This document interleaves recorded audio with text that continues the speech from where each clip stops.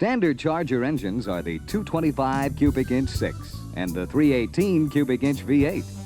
And both the 383 cubic inch 2-barrel and 4-barrel V8 engines are optional on regular Charger models. The standard engine in the 1969 Charger RT is the potent 440 cubic inch Magnum V8. And there's only one step up from there, the 426 Hemi. And that's a clue to Charger's success, past, present, and future. Whether it's all-out performance or the look of sports car luxury, Charger's got it. Charger is a unique, one-of-a-kind modern masterpiece, combining beauty, performance, and sheer luxury in one spirited machine. And that's why Charger will continue to be the most beautiful and the most wanted car of 1969. Beneath the fog, behind the rust, sometimes they come back. There's only one internationally recognized Mopar master, Mark Warman, joined by his friends, family, and dream team, the Ghouls. Nobody wants to take on the stuff that we take on. Reviving the past, 100% untouched survivor. resurrecting the icons of American muscle, We are the Shaolin priests of Mopar. uncovering stories, It's the baddest car we have here. and restoring dreams, The most iconic muscle car on the planet. putting cars back where they belong. On the road. Here we go. Beyond a passion, Oh, that's wild. one man's obsession with Mopar perfection. This is Graveyard Cars. We're very busy at Graveyard Cars, so we don't always have the opportunity to share all of the different cars with all of our fans at home. What tends to happen is a bunch of work will get done on one car, but we didn't feature it, and then we'll bring it back in when there's some key things going on. Right along that suit, I'm going to talk about the difference between an NOS, new old stock Hemi engine block, and an over-the-counter warranty Hemi block. So if you guys recall back a few years ago, Tony D'Agostino was out and we looked at and validated a 1970 Dodge Challenger. This was an RT SE Special Edition A47 car. Pretty much everything you'd ever want to order on a car. This is a burnt orange houndstooth interior 426 Hemi. This has deluxe seat belts in it, 6-way seat, automatic transmission. It is the SE, so it gets the overhead consolette. And it was a clean original car. It just had a 1968 426 Hemi in it when it came here. Now listen, I get a lot of trouble from everybody, especially the editor upstairs, Aaron. He used to be really fat, by the way. Aaron says, you go down these rabbit holes and you start talking about things that don't matter to people. Well, I disagree, okay? I think they do matter to people. I don't just say it to hear myself talk. I say it because something the listener needs to know. You're an idiot. It's not a power brake car. Somebody added this. That there. In my opinion, there's nothing more important that the audience needs to know than when Tony D'Agostino was wrong about something on a Mopar. I see it's a rim blow steering wheel. It's automatic. Okay, It does say slapstick. what kind of seat belts? Oh, these are those fancy seatbelts. Deluxe seat belts. Yeah. Where's the thing? Where's the light? So just to clarify this Dodge Challenger, if it had the C15 deluxe seat belts and it wasn't an SE car, there'd be a warning light right next to, if it was a 4-speed, it'd be next to the 4-speed reverse light. In this case, it's an automatic, so the only light up there on that dash would say fasten seatbelts. But when you have a JS29, which happens to be an A47, and C15s, you're not going to get the light down there. It's going to be up high like it would be normally. Everybody knows that. I just thought it was kind of weird that the seatbelt light, The fasten seatbelt light, the fasten right. seatbelt light wasn't on the dash. Yeah, that is odd. Is it? It's a JS29 car. Right? Overhead consolette. Yeah, it's all there.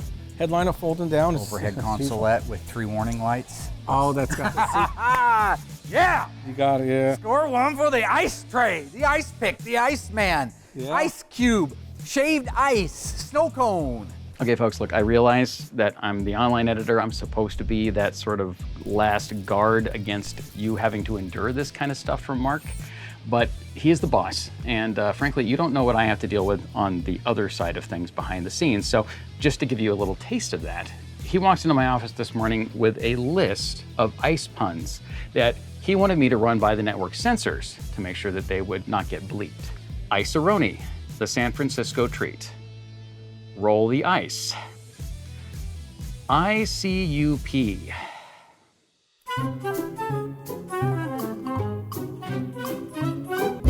Now pay close attention. This is for our 1970 Dodge Challenger RTSE that we just talked about. It was important to the owner that we found an unstamped block, meaning had never been assigned to another car, never came out of another car with a VIN number on it, a blank pad. Now the engine I'm doing a comparison with is actually a 1968 engine. You can tell by the way it's machined out. Ironically, it is the engine that was in the 70 Challenger that we showed you earlier. So I thought, what a great chance to show you the difference between a stamped and an unstamped block.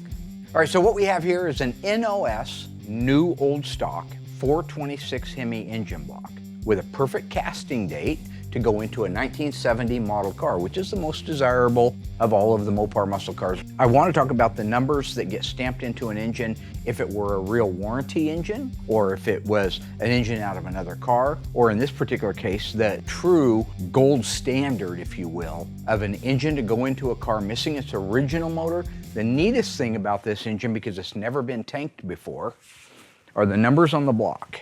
You see this big white swatch of paint? The white spot is a background, so everything shows up. This black sealer that you see here is a sealer that was used for like freeze plugs and block plugs. Like we use silicone today, this is the material they used back then. Now the DCCD, when this engine came out of the forge, they had to clean it up. They had to make it an engine, right? It's a great big piece of cast iron that they had to bore out and clean up. What those letters mean is the amount of oversized piston that Chrysler put in this engine when it was brand new. Because in the process of cleaning up the cylinders so they're perfect, they didn't all come out to a perfect 3.75 bore. Mark, you're wrong. That didn't need anything extra that's right on the money would be A. 1/1000ths over would be B. Mark, that's wrong. C. 3/1000ths over would be D. So that means this cylinder... Mark, you call yourself the Iceman? You're right. Your memory's frozen. 75 bore.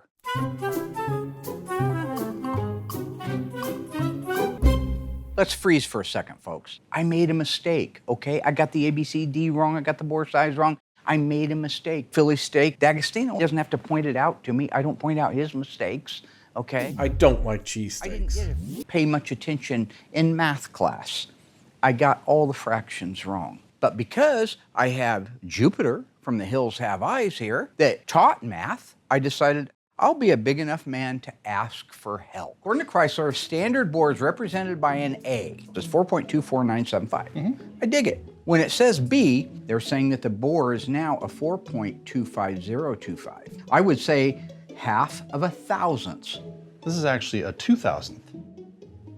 That makes no sense. Well, sure, because it's 50 100,000ths, which is 5 10,000ths. 50 100,000ths? What do you, I'm not measuring a dump truck. This is tiny, this is minuscule, this is fractions. It's 0.005,000th, which is 1/2000th.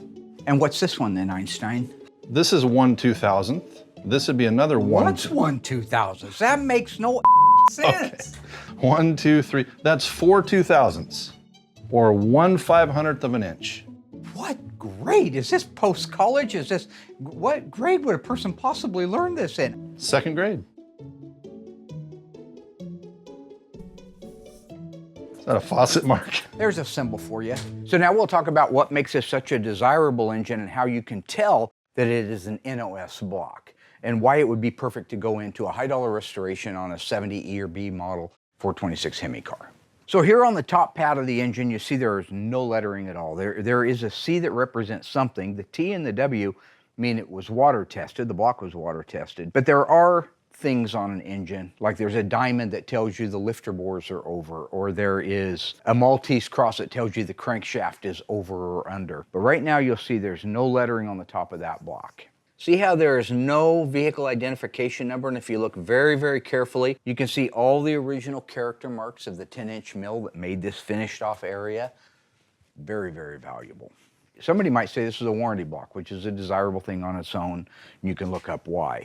But I want to show you how you would know it is not a warranty block and couldn't be mistaken with a warranty block. On this area right here, all you see is that diamond. If this is an NOS block, meaning that somebody purchased this just as an empty block, nothing in it, just as a block over the counter, there won't be any numbers here. There certainly won't be any numbers over here on the VIN pad. Now this block, I believe, was sold over the counter but as a short block, meaning that it had the lower part of it assembled, the pistons, the crankshaft, the camshaft. The reason I say that, and I don't say it's out of another car, is because if we look at this series of numbers, remember on our 426 Hemi over there, our NOS block, there's no numbers there. On this one, you can clearly see we have 42 of 68. That represents when the short block was assembled. Then these numbers here, the NM means it was built at the Marysville plant. That's where all the Hemis were built, in Marysville. 426, that's the size of the engine. After that, you have a 24430004. The 2443 is a 10,000-day calendar that Chrysler used to keep track of when an engine was assembled. So in this particular case, we'll just grab my book, looking at a 1968 model year, 10,000-day calendar, 2443 was April the 5th, 1968. The engine started getting assembled on April the 2nd, 1968. But what this doesn't have, right here, there's no VIN number here anywhere to be seen, and there's no VIN over here anywhere to be seen. So let's say this came out of a 68 Hemi car. It should have the last 8 characters of the VIN here on the back of the block. They didn't move them down to the side of the block until 1969. Here you can just make out pock marks, some kind of pock marks or inconsistencies in the casting. I don't believe this engine was ever stamped. Now, I have seen engines that got missed. So it is possible it's an engine that was in a car that got missed. But the fact that there are no VINs on this thing, I would classify this as a replacement over-the-counter short block. So when we look at them together, you've got a new old stock engine with no identifying marks as to when it was ever made. All you have on this is the casting date. That's the one thing you gotta have. That casting date is perfect for a 1970 model year car. One other thing to make note of is if this were a wedge engine, then they put the assembly date that you saw on the bottom, they actually put it up here. You can look at many of our 383 and 440s and you'll see that they actually put the assembly date up there. But in this particular case, in this particular year, and in this engine, they put all of that on the very bottom. Miami Ice. Of Ice and Men. Vincent Ice. The Ice is Right. 3 Blind Ice. The Wizard of Ice. Ice. Okay, that one we're probably gonna have to bleep. Packed Ice. Black Ice. Yeah, so yeah, that's what I call a Monday.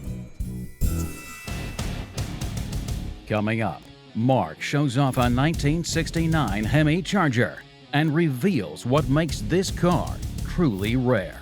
You can see on the fender tag, it's a real Y09. Josh and Mark show us restoration tricks that go beyond the surface. We have the ability to do is go even further and put on today's technology rust protectors. When Mark can't flip his latest 70 Barracuda acquisition, he and cousin Dougie set out to assemble the pieces. When we were kids, we didn't have the fancy equipment that we have today. But Mark wants to do it old school. Well, who's going to lift up the back end of the transmission? I can lift it up if it has to. My point was it doesn't need it if it'll go high enough. But will the years of using new equipment cloud their memory? It's going to try to tip over. That's what it's going to do. Find out when Graveyard Carz returns.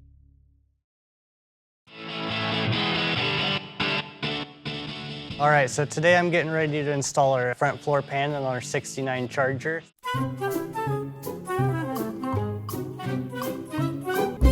If you look at the fender tag on this car, it's not a highly loaded car. It's not loaded. It's not the most loaded 69 Hemi Charger on the planet, but all the things that really matter are there. It's an E74 426 Hemi. It is a 4-speed track pack 354 Dana. This car is a fairly late build. I think it was June 10th of 1969. That's a fairly late build car considering the end of July was the end of the run for the 69 model year cars. Left hand and right hand outside chrome mirrors, great option. It's an AO1 light group car. That's a good thing. It gives you the turn signal indicators and the glove box light and the trunk light and the courtesy key entry light on the ignition. It's an R22 AM8 track. Makes it really neat. But for me, when I look at this, one of the most compelling things is this was an export car. It has the export tag. While it's not extremely legible, you can see on the Fender tag, it's a real Y09 export. The last time we had an export car was the 71 Super B that me and Dougie went up to Boring, Oregon and got that the roof caved in on. That was a real export. We don't always know where they're going to be exported to, but it was going to be exported outside of the country. In the case of the Super B, the nice gentleman we bought the car from, he had ordered it when he was stationed in Europe. So I bought this 1971 Super B in Naples, Italy, and I got back to ship and I said, what the hell did I do? But, you know, I enjoyed it. You know, got the girls and stuff back in. He had the car set up and ready to be delivered, but then got transferred back home before it actually left. So it still had the export tag on it, but it never did make it out of the United States. But this was a real Y09 export car, and I just love that kind of history. I'd love to find the original sales invoice to see where it was destined to go. Got it all prepped out, ready to be spot welded and MIG welded. Got everything mapped and everywhere. All right, so I'm gonna go grab Brody, help him lift this in, and we'll get welding. Once I get this installed, I'll end up cutting the hole. This was a factory manual shift car. So once it's installed and firm in place, I'll go ahead and cut the hole in the floor for that manual shifter and install the adapter for that. I always like starting with the floors. It's one of the easier panels. I actually enjoy it, and it gives you a good base for, you know, anything else, something to measure off of. Once it's installed, I'll know right where the cross member lands, and it'll also help me cut that hole nice and flush to the cross member. I don't like cutting the holes first because if I cut it too far back, it'll just kind of look weird. Also, I have to do a couple of the rear floors, so this will give me a good placement to get those rear floors in. I can't really think of too many cars that come in that don't need floor pans in here. So it's just a really quick, good starting spot for me. It's definitely my favorite place to start. This whole season, we've been doing a lot of metal work. The things that Josh shares with you are intricate, but that doesn't mean they're not important. They're as important as the paint on the outside of the car. All right, I'm gonna be fitting our outer wheelhouse, and I've actually still got my floor extension in place. The reason there's original rusty metal around it is because you want the wheelhouse to go back on where it was originally, and don't just go off of the old footprint. Leave the trunk floor extension, leave the trunk floor, leave the rear corner for the valance on there. Leave all those, and it's like a puzzle. You put your new one on, it fits tight up against it if the other one did. He gets it all welded into place, set in where it's supposed to, because that's so crucial. If that's not right, your quarter's not gonna fit right. Now, after he has that set into place, he can go on and remove the trunk floor extension, the trunk floor. So he's just keeping some known value in the car to its originality at all times. We will take a little extra time on the ones that may end up at a car show. People are looking at those cars, they're judging those cars. If you go back to our 1970 Dodge Challenger RTSE, the green one, the F5 car, that car went to McCacken. It was OE Gold certified there. Making sure that the right cars get the right detail that actually matter, that's important, and that's what you see going on in every step of his process on this Charger. The product he's putting on the POR15 underneath the panel, it protects that metal after the quarter goes on. When you put that quarter panel on that car, you're never gonna see that part again. Now the water will. Water gets to go places we don't get to. Condensation gets to, road grime gets to, contaminants get to, salt gets to. So you wanna put something in there. The factory would dip the car halfway up. We don't have the ability to dip it. So what we have the ability to do is go even further and put on today's technology rust protector. So if you're doing your car at home, you see old Mark and Josh out there working on something and spraying something here. It's because we want the car to look good forever. Whoever inherits the car after the original people, whoever buys the car, we want this to be 30 years down the road and somebody says, wow, that car is beautiful, did it just get restored? Well, no, you go back to 2023 and they were restoring that car on Graveyard Cars. That's the reason the provisions for all the protection on the car. That's why the nerdery. All right, got everything POR'd and painted. where I'm not gonna weld, so time to start putting everything back on. So the reason that Doug and I are here together right now is that he and I recently installed a 318 and a 4-speed in a 1970 Plymouth Barracuda Grand Coupe that I bought for Graveyard Motors.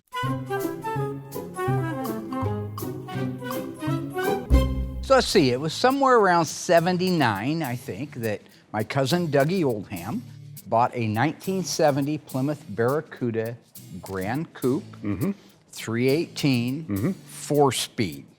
Yep. Very rare car, right? Lemon twist yellow. Yep. How'd you find out about that car? Well, I believe you found it in the Money Saver. Money Saver. That was our family Bible back then. Yeah, it was $995. Your daddy co-signed for a loan. You were able to buy the car. Tell me some of the options that car had. Air conditioning. Air conditioning. What's the code for air conditioning? How would I know? H51. And what's the next one? L31s. L31s. Turn signal indicators. Very good. The only code he knows. Go ahead. Overhead consolette. C26. Nice option. Part of the Grand Coupe package. Hey, how many 318 4-speed 70 Barracuda Grand Coupes were made? 2. 164. That was close, though. Point is, folks, Dougie had a loaded car. We've talked about it many, many times. 70 Grand Coupe. It seemed like we had it for 15 years, but we probably had it for a year or less. Right. Like my Charger.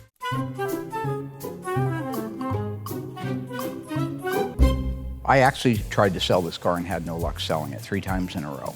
It's kind of like the V-Code Cuda that I had you do some work to it, get the engine torn down so we could decide if it's a numbers matching block, and then put the car back together and sell it.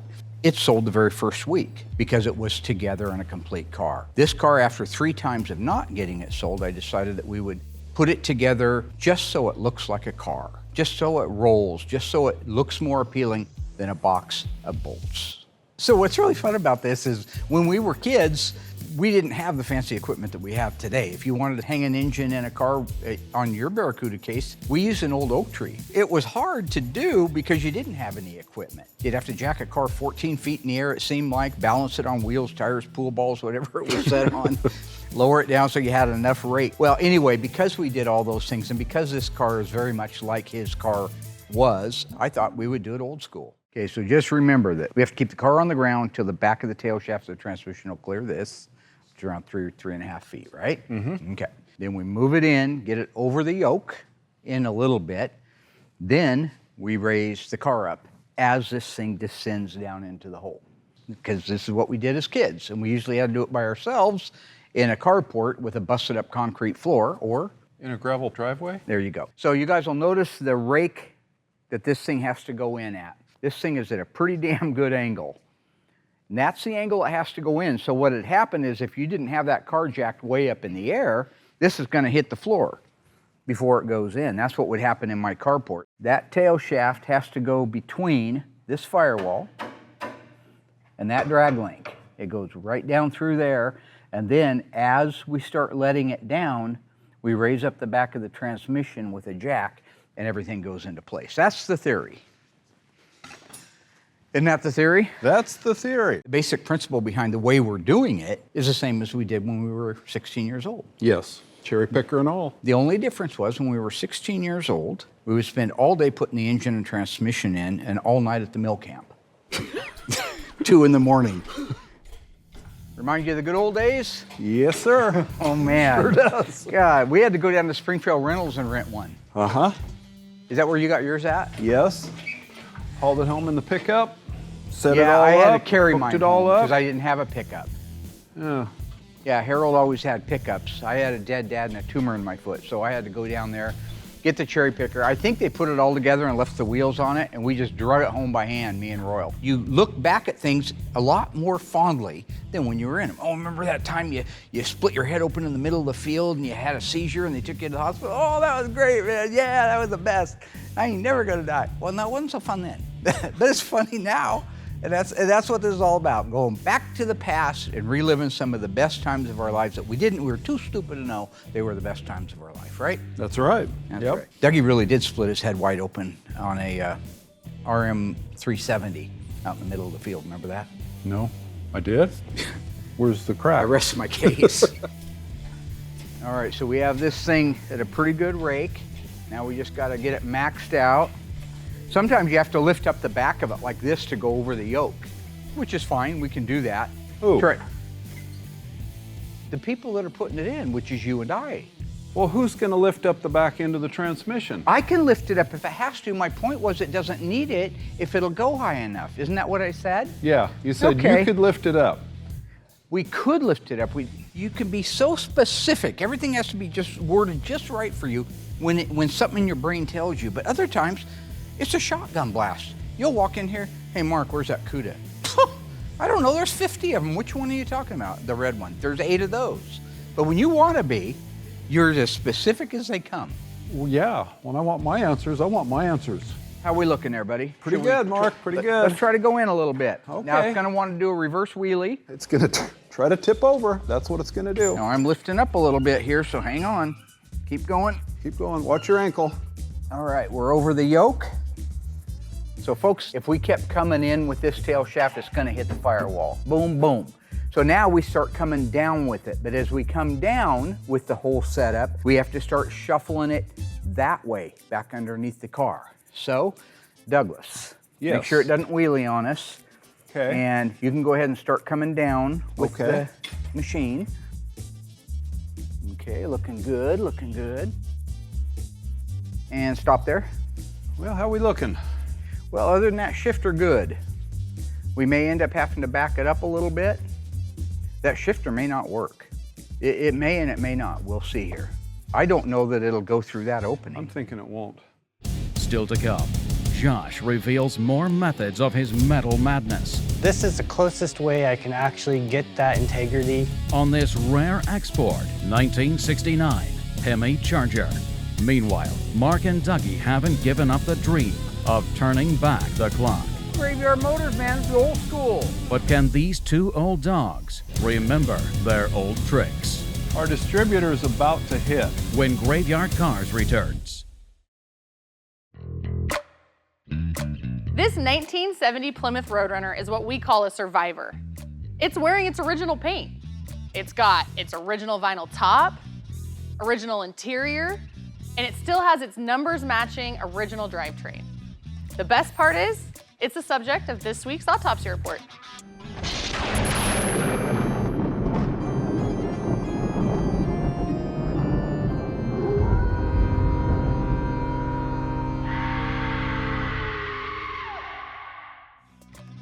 So remember, we read a fender tag from bottom to top, left to right.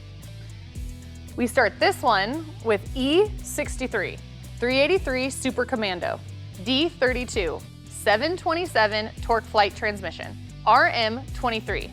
R stands for Belvedere, M stands for medium price class, and 23 stands for two-door hardtop.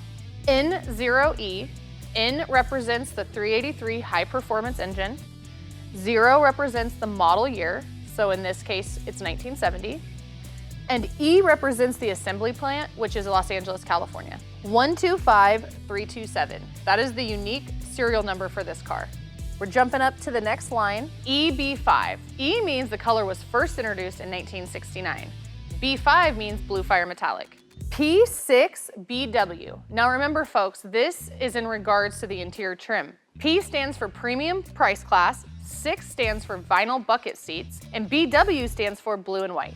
EB7, that is the upper door frame paint, and in this case, that is Jamaica blue. C10, that is the scheduled production date for this car, which was December 10th, 1969. 179718, that is the unique shipping order number for this car, and you can also find it on the window sticker or the broadcast sheet. We're going up to our third line, to V1W, and that is a white vinyl roof.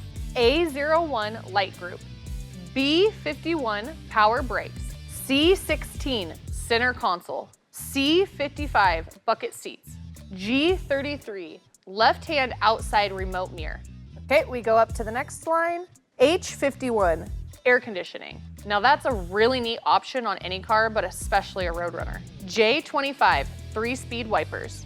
L31 turn signal indicators. M21 drip rail moldings.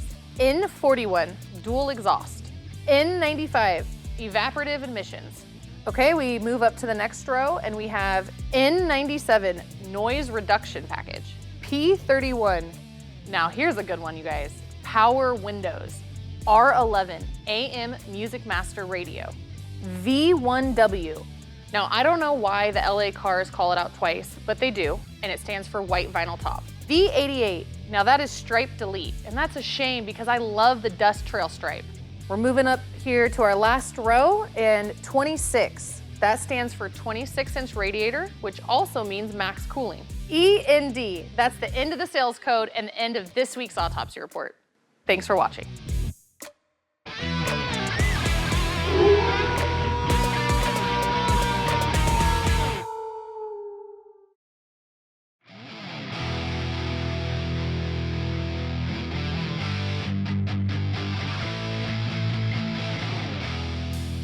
All right, now that I've got the outer wheelhouse and the floor extension in the place I believe is right, it's time to check my work.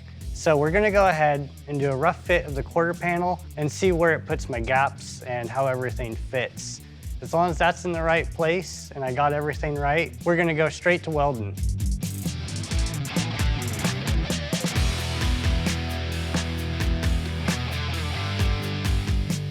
Man, everything's looking super good. It's really tight around the wheelhouse, and that's exactly what I look for.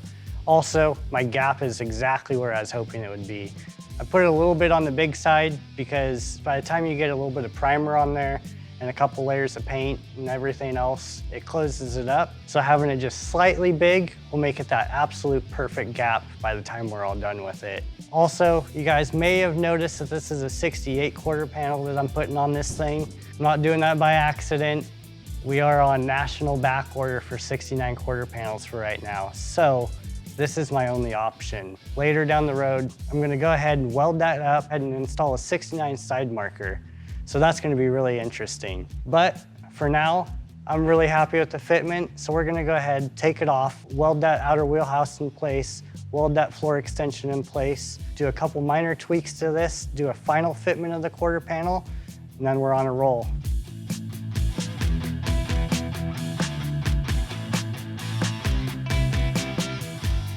All right, so some of you guys may have noticed, a lot of these spot welds are extremely close together, and there's a couple that are spaced out. Those that use a spot welder and do this kind of work are gonna know that it's not typical that we have them so close. Here's a really good example of what we got going on. Typically, they're about a couple inches apart, about an inch, inch and a half apart is pretty average. The reason those ones are super close is because from the factory, these wheel wells are roll welded together, which is a continuous weld from one end to the other. We can't recreate that here, so this is the closest way I can actually get that integrity. So just wanted to kind of let you guys know that's why they're so close and maybe give you guys the tip in restoring your own car too. So now that this thing's actually all welded together, I'm gonna clean up a couple things, and then after that, I'm gonna start doing a final fit of my quarter. I know there's a couple things I need to address to really make it fit correct. I need to reshape the front edge of it to match the door shape and a couple things in the back. After I address those, I'm gonna go ahead and get our Dutchman fit and our taillight panel fit just to make sure everything is exactly where it needs to be. I'll go ahead and sink some screws in, and then we'll actually get to welding after that. Stay tuned. Dougie and Mark aren't out of the woods yet. Will this dynamic duo deliver the drivetrain all the way home? All the way? Okay, Doug, that's plenty. Finally, Josh reveals the insider tricks for converting a 68 quarter panel to a 69. If you have no gap, it's gonna end up warping the panel really bad. And Mark tells us why. I don't mind the extra investment. When Graveyard Carz returns.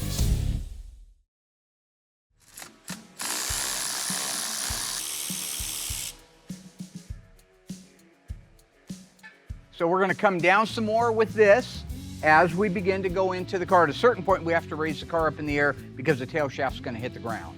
Okay, Douglas, go ahead. Looking good, looking good, looking good. All right, let's try to go back in a little bit. Okay, go ahead and go down a little more. Okay, here we go. Yep, looks good, looks good. Okay, back in some more. Okay, now you're cleared the yoke. So now we're gonna keep going down with this. Keep going, heading down. Let's come on in a couple of inches just to clear the pulley, right in that range there. Okay, good. I think that's about where we're gonna be at. So now we're gonna get a jack and jack up the back of the transmission. Imagine doing this as a kid by yourself. This is Graveyard Motors, man. This is old school. You gotta practice what you preach, right? We say we're going back, we're going back. All the way? Okay, Doug, that's funny. Remember when you asked me to tell you when you're being awkward? Uh-huh. You're being awkward. That whole staring at the camera with the silly grin, not now, in the scene. Yeah? That's the same look Kowalski had on his face right before he hit the bulldozers. Real blank? Yeah, but happy blank. That was happy, yeah. That was. Yeah, that hot spot in your head starting to hurt. Yeah. Yeah. Okay, right there. And now we should be able to go straight back in. Our distributor is about to hit. That's why you got to get that back of that transmission up. Raise the transmission yeah, up? Go ahead and raise the trans up a little more. There you go. That looks good. Trying to. Looks good. Okay, let me let the engine down a little bit. Hold it. Okay. So back of trans needs to go up a little bit probably, and then the whole thing needs to go straight back in after that probably. So yeah. All right, if we could come back, well, we're up against the distributor right now, so I think the trans could go up. Or drop the engine? Or drop the engine, yeah. Try to drop the engine and see if it'll go. Okay, this one's lined up over here. This one needs to go back just a touch, which means the transmission needs to go sideways. Whoa, look at that. Look at that. Got it, just fell down in the hole, look at that. Right on. All right. We did it. Okay. Go ahead and get that thing out of here. Okay. I can't reach that because I'm too short. Osgood Slaughter stunted my growth. Really? Yep. Wind it up. Wind it up. We did it, look at that. Okay, so now we need to put the transmission crossmember bolts in. I would go under there with you normally and give you a hand, but I got my new Kolchak shirt on. Remember that? I do, very Night Stalker. Loved him. Loved him. Okay, there's your two bolts. Okay. Where's the nuts? Reminded me a lot of my car. This one here? Yeah. Yep, that's why you're here today. Pretty fortunate, aren't I? Uh-huh. Yeah, you are. Thank you. Special. As Josh alluded to earlier, the quarter panel that we're putting on the car, it's a 68. It has the round hole right down the middle of the style line. Our car is a 69, so it has a rectangular hole that's down lower. The 69s have been back ordered since COVID. There's no difference between a 68 and a 69 as far as everything else except for the side marker. So what he has to do is he has to cut a piece out and weld in to fill up the area where the 68 round one was. And then he takes a donor piece off of a used quarter panel out back, measures exactly in space where that's supposed to go, and he can graft that into the quarter panel. So I went ahead and formed this washer to fit in this hole and to go with the curve. Now that I've got this clamped in place, I'm going to start welding. There's a couple really important things to do when you weld this. You want to make sure you have a nice tight gap. You're going to want some gap. You want to make sure there's room for the metal to move. If you have no gap, it's going to end up warping the panel really bad. And then also, you're going to want to make sure you keep a nice cool weld.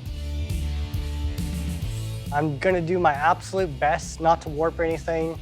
It is really difficult not to warp something, but seeing that the panels aren't welded on, I could always go back and hammer and dolly anything if needed. It's worth it to me to invest the time and the money into a technician like Josh. I know that in the end, the workmanship is perfect. Nobody on the planet would ever know we did it once the car is painted, period, end of story. And I don't mind the extra investment of paying somebody to do it versus just hanging a panel on the car. All right, so I've finished doing our side marker conversion.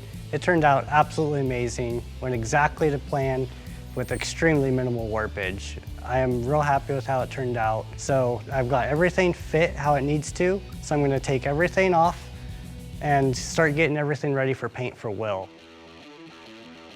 We do a sprayable seam sealer that duplicates the original sound deadeners that they put in the quarters. So once I get this quarter off, I'm gonna spray our sound deadener on there so it looks like factory. And then once he paints it, we can put it all together, get it welded, and be done.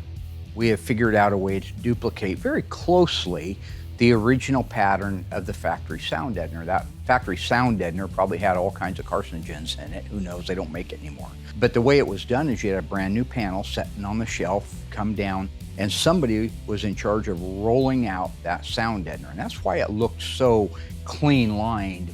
Over the years, we've just mastered a way that we can duplicate the look. You got that in there yet so we can raise it up in the air and work? I'm working on it, boss. I'm okay. working on it. So little cousin Dougie is going to continue to put the transmission crossmember bolts in place. Marky? Yeah, Dougo? Jack up the jack a little bit for me, buddy. Well, I'm here to help you in any way I can. You believe that, don't you? Yeah, I believe you, buddy. Okay, here's one big old-fashioned American pump. Oh, that's great. That good? Yeah, that's great. You like that right there? Yep. You like that pump? Well, I'm not quite done. All right, I'm gonna pump you up. Okay. All right, right there. Got it? Yep. Got a bolt in it? Just give me a second, would Well, you? I'm asking a question. I'm not telling you to do it. Well, I'm giving you an answer. Hold on a second. It's not an answer. That's a statement. Ever tell you about the time Dougie dumped his TM400 over on his back, hit his head, and it was never the same after Mark that? laughed and laughed and laughed. Didn't you, Mark? Yep. You went bonkers after that. Remember? Uh-huh. You moved out of your dad's house and you moved out there to the land. I saw Aliens, right? The Lost Land. What was that Spaceships. movie? The Lost World? Uh-huh. What was it? It's that old horror. Land of the Lost. Land of the Lost. Yeah, yeah. 47 people living in one place and not one moral. So, where's our good buddy Royal? So our job is just about done, just getting the engine transmission set in place. Doug's got to hook up the shifter linkage in the clutch. That's kind of boring. No reason to show that. After that, we're going to cut Brian loose to go ahead and build out the car. This is a used car, so things are just going in. They're not going to be functional. It's just going to look like a car. That's our job.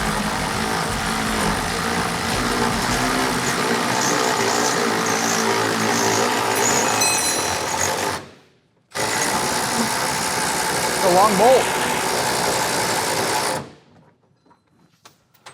Oh, wow, there's a camera down here. Actually, things went really well. The drivetrain is installed in our car. Mm-hmm. Did we learn anything? Yeah. Just the grip shifter has to come off? Uh-huh. That's a good thing to learn, isn't it? Yep, it is. Whew.